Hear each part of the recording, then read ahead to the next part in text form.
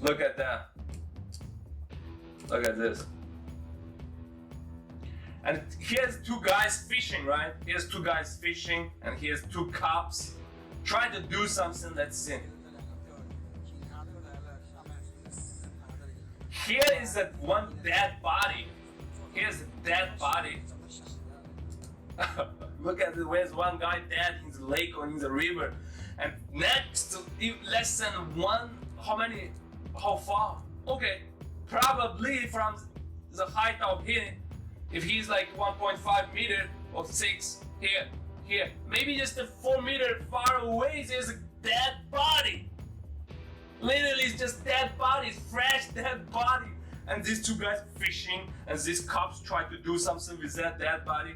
That's why the guy who taking a video, he's saying, how it happened? Like, I don't understand their level, their like spiritual level. There's a dead body 4 meters away. Here's two guys fishing. Are you trying to fish that dead body and eat that dead body, or you want to fish some fish to eating that dead body, or what? You just don't care about that body, right? That's why you people are dying right now. You should be care about the dead body. It's a life. Oh.